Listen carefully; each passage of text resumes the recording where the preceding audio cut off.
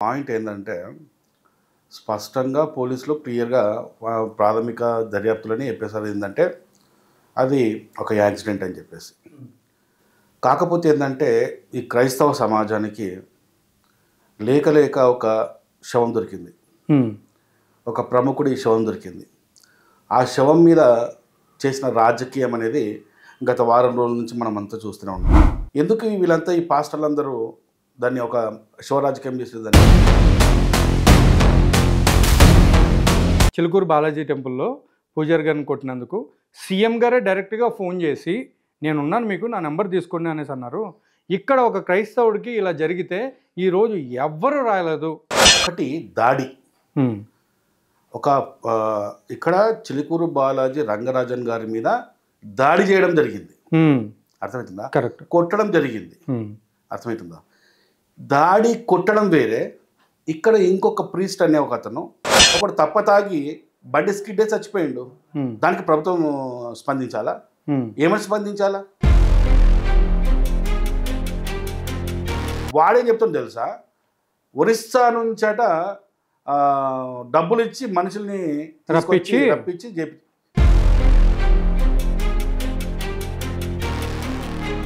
రంజాన్ మాసంలో ముస్లిమ్స్ ఇలాంటి పనులు చేయరు. కానీ మతోన్మాదులైన హిందువులైన హమారా ప్రసాద్, కరుణాకరు, లలిత్ కుమారు, రాధా మనోహరు దీన్ని చంపింది వాళ్ళే అని ఏ కొనంతో ప్రవీణ్ ఒకసారి స్టేట్మెంట్ ఇచ్చింది ఏంటంటే, నేను తాగుబోతును, తిరుగుబోతును, డ్రగ్ అడిస్ట్ను, మర్డర్ కూడా చేసిన అన్నాడు. ప్రతి ఒక్క దిక్కుమాలిన పాస్టర్, ఆడికి 10th కూడా పాస్ అయినోడు కాదాడు. అలా ఎలా పడ్డది బండి మీద ఎలా పడ్డది, బండి పోతుంటే వాడు అటుబడ. ఎవడరా మీరంతా? ఏడికలు వచ్చిర్రా మీరు?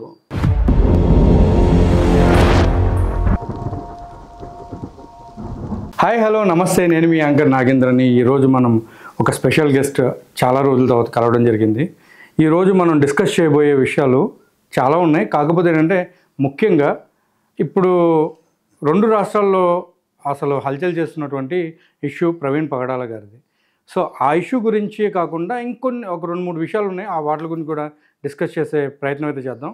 సో ఈరోజు మన స్పెషల్ గెస్ట్ ఎవరో కదండి, మన హమారా ప్రసాద్ గారు. So let's welcome to Aira media. హమారా ప్రసాద్ గారు, వెల్కమ్ అండి. నమస్కారం. నమస్తే అండి, జై శ్రీరామ్. ఎలా ఉన్నారండి? Fine. After long time sir మిమ్మల్ని కలిసి, ఎందుకంటే చాలా ఇబ్బంది పడినట్టు పైకి రావడం కూడా.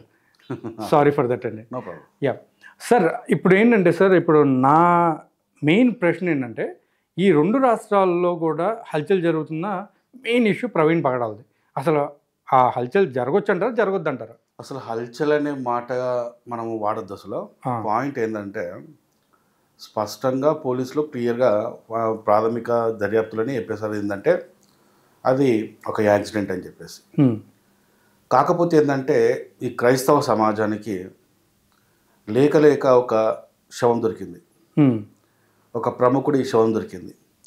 ఆ శవం మీద చేసిన రాజకీయం అనేది గత వారం రోజుల నుంచి మనమంతా చూస్తూనే ఉన్నాము.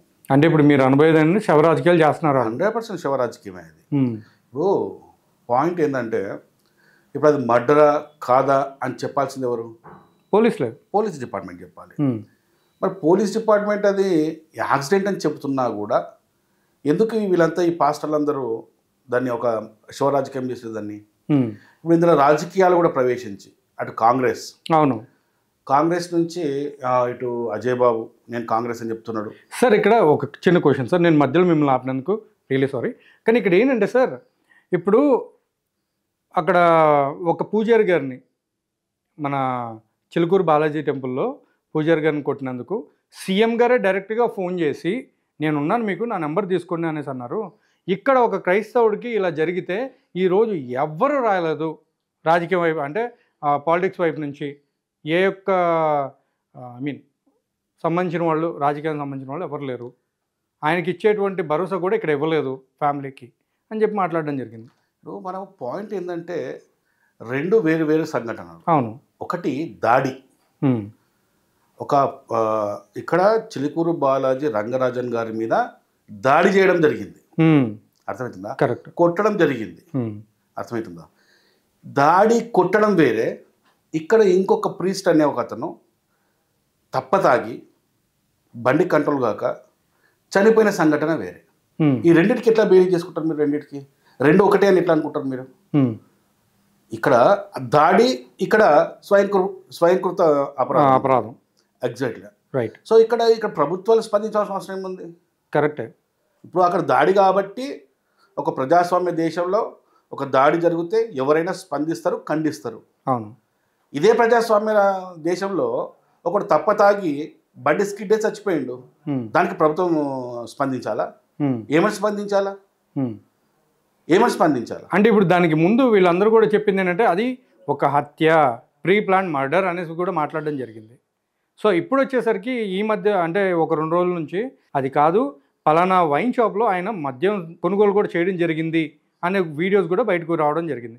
కానీ అవి కూడా వక్రీకరించి మామూలుగా చూపిస్తున్నారు అని చెప్పి వాళ్ళు క్రైస్తవ సమాజంలో ఉన్నటువంటి కొంతమంది పాస్టర్లు వాపోతున్నారు. దానికి మీ సమాధానం? అదే చెప్తున్నాను. ఏంటంటే ఫస్ట్ పోలీస్ వాళ్ళు ఎంటర్ అయిన తర్వాత డెడ్ బాడీని తీసుకెళ్ళిన తర్వాత ప్రాథమిక విచారణలో వాళ్ళు చెప్పింది ఏంటి?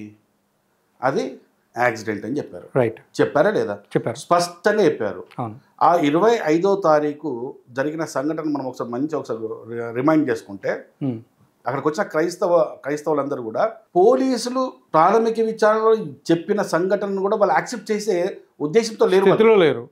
వాళ్ళ ఉద్దేశం లేరు. వాళ్ళు ఫిక్స్ అయిపోయారు, ఇది మర్డర్, ఇది మర్డర్. నువ్వు ఫిక్స్ అయింది నేరమా?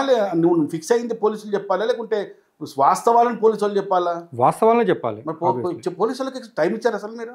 అసలు టైం ఇచ్చారా? ఇప్పుడు నేరం జరిగింది, వాళ్ళకి కొద్దిగా 2 రోజులు టైం ఇవ్వండి, పోస్ట్ మార్టం చేయనివ్వండి.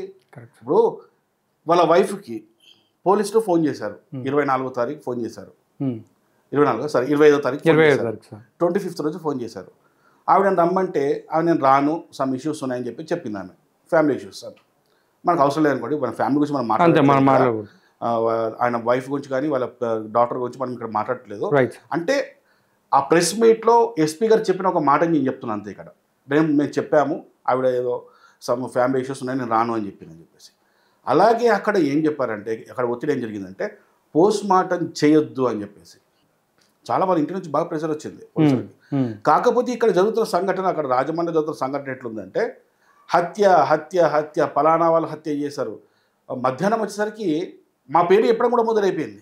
అవును సార్, మా పేరు చెప్పడం. అవును.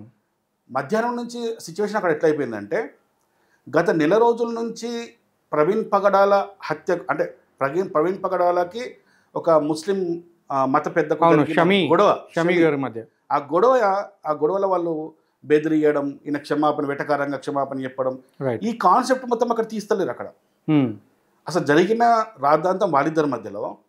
లాస్ట్కి ఇక్కడ ఎలాంటి సిచ్యువేషన్ వచ్చిందంటే రంజాన్ మాసంలో ముస్లిమ్స్ ఇలాంటి పనులు చేయరు, కానీ మతోన్మాదులైన హిందువులైన హమారా ప్రసాద్, కరుణాకరు, లలిత్ కుమారు, రాధా మనోహరు దీన్ని చంపింది వాళ్ళే అని ఏ కోణంతో చెప్తున్నాను? కరెక్ట్, అదే ఏ కోణంతో చెప్తున్నావు? ఇప్పుడు మా పేరు డ్యామేజ్ చేసినట్టే కదా. అంతే కదా. ఇప్పుడు నీకు ఏదైనా అనుమానం ఉంటే పోలీసు వాళ్ళకి పోయి చెప్పు, రిటర్న్గా ఇవ్వు, తప్పు లేదు. కానీ వాళ్ళు కాదు వీళ్ళే అని చెప్పేసి మీరు ఎట్లా చెప్తున్నారు? మీరు ఇన్వెస్టిగేషన్ చేశారా? అంటే ఈ కేసులో ఏమైపోయిందంటే, ఈ శవరాజకీయంలో ఏమైందంటే ప్రతి ఒక్క దిక్కుమాలిన పాస్టర్, ఆడి 10th కూడా పాస్ అయినోడు కాదాడు, అలా ఎలా పడ్డది బండి మీద ఎలా పడ్డది, బండి పోతుంటే వాడు అటుబడ, ఎవడరా మీరంతా? ఏడికలు వచ్చిరా మీరు? యాక్సిడెంట్కి ఏమన్నా రూల్స్ అండ్ రెగ్యులేషన్స్ ఉంటాయా? పడితే ఈ విధంగానే పడాలని. Correct sir. ఇప్పుడు నేను ఈ వీడియో ద్వారా ఒక మాట చెప్తుందంటే ప్రతి ఒక్కడు పిచ్చోడు ఇవే మాటలు మాట్లాడుతున్నాడు.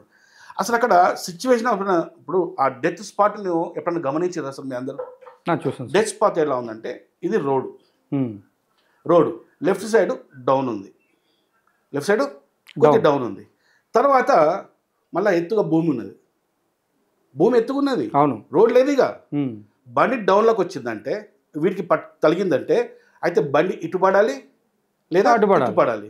మరి బండి ఇటు పడ్డది, ఆయన మీద పడ్డది, అంతే కదా జరిగేది.